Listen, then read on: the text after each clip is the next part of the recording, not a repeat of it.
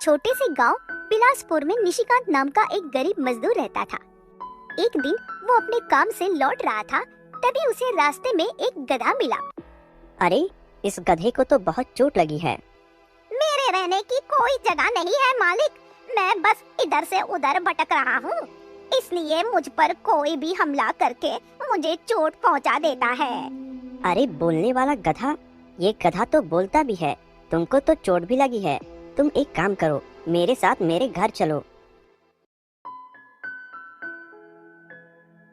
निशिकांत गधे को लेकर घर आ जाता है। आज से तुम यहीं मेरे साथ रहना, और आज से तुम्हारा नाम हुआ बंटी, ठीक है? ठीक है मालिक।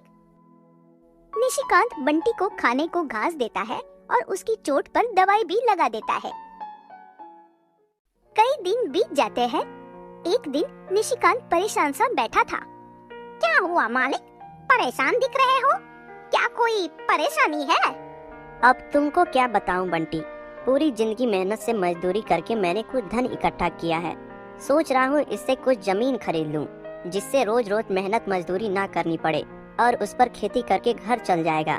पर जब तक कोई जमीन नहीं ले लेता, डर सा लगा रहेगा कि कोई मेरा धन चुरा ना ले। ये तो बहुत अच्छी बात है। जब बंटी और निशिकांत ये बातें कर रहे थे, तभी कोई छुपकर उनकी बातें सुन रहा था। ये बात तो सरदार को बतानी होगी, जिसके लिए मुझे बहुत बड़ा धन मिलेगा।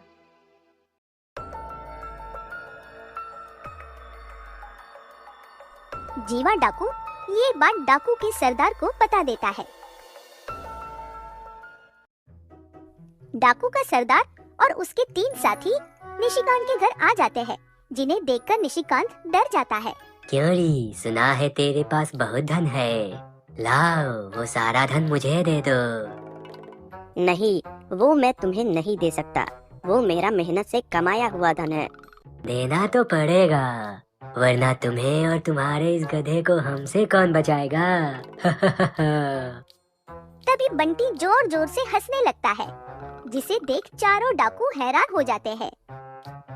बोलने वाला गधा, तू ऐसे क्यों हंस रहा है गधे? आज खाने को चारा नहीं मिला क्या? मैं तुम डाकुओं की मूर्खता पर हंस रहा हूँ। क्या मतलब? हम कुछ समझे नहीं। वाह मालिक, क्या एक्टिंग की है डरने की। इन लोगों को तो सच में यकीन आ गया है। गधे, साफ साफ बताना क्या कहना चाहता है। ठीक है, बताता हूँ। धन मेरे मालिक ने कमाया नहीं है, बल्कि चुराया है। वहाँ ऐसा और भी खजाना है। क्या तुम सच कह रहे हो? मुझे भी चाहिए, बताओ वो कौन सी जगह है। बताना तो नहीं चाहता था, पर बताना पड़ेगा, वरना तुम हम लोगों को मार दोगे।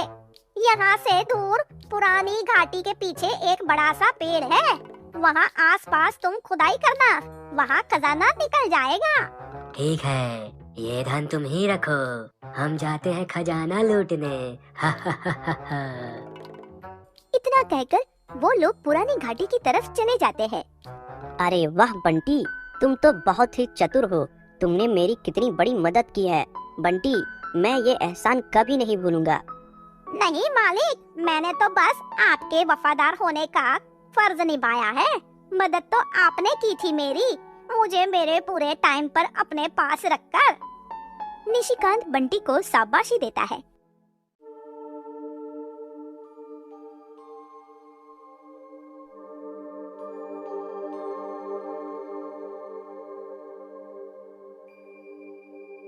और वो चारों डाकू पुरानी घाटी के पास बने पेड़ के पास पहुंच जाते हैं। मेरे तीनों डाकुओं, खोदो इस जगह को, हमें इतना धन चाहिए जिसके बाद हम सालों बैठकर आराम से खाएं। ठीक है सरदार। उन लोगों ने खुदाई शुरू कर दी।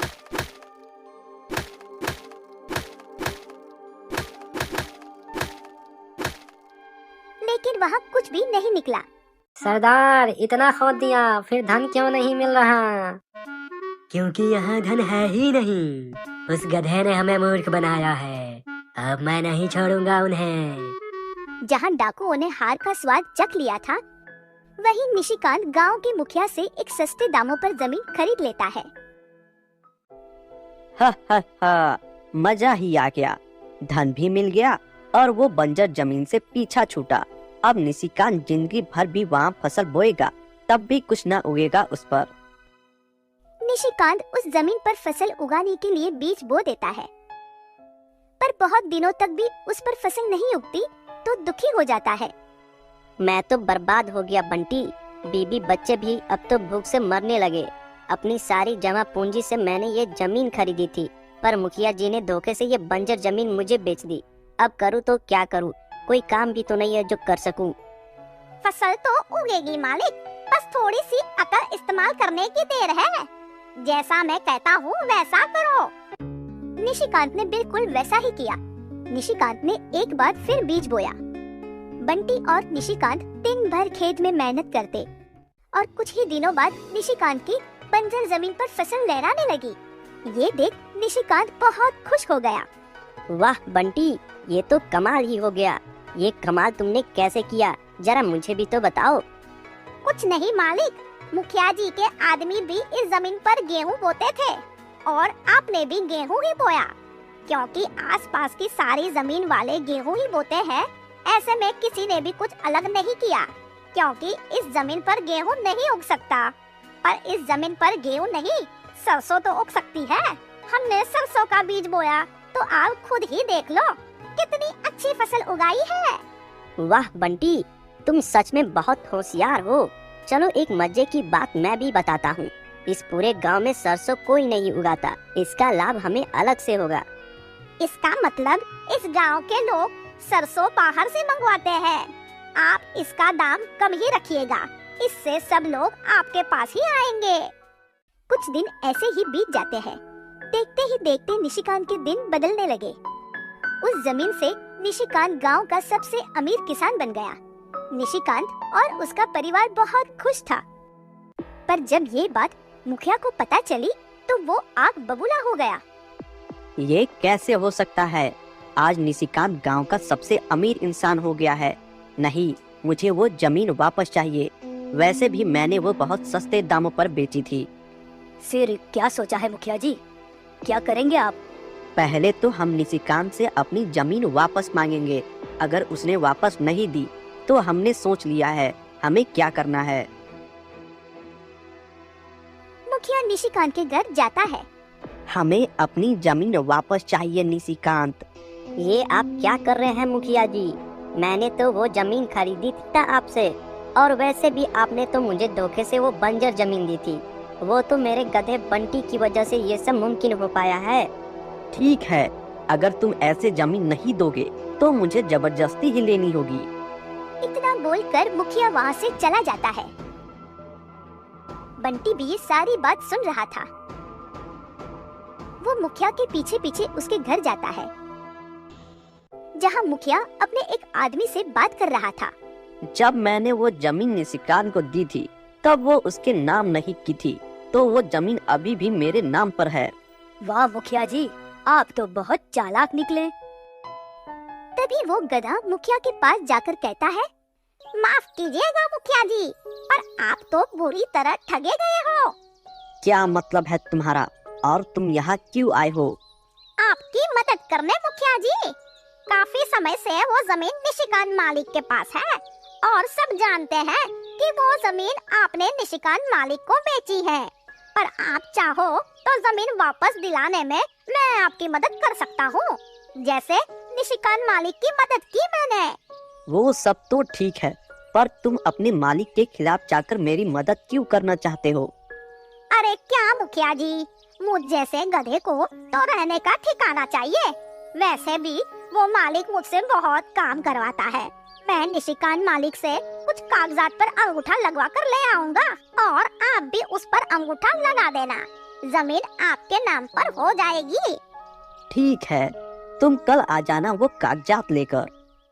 बंटी निशिकांत के पास जाकर कुछ कागज बनवाने को कहता है।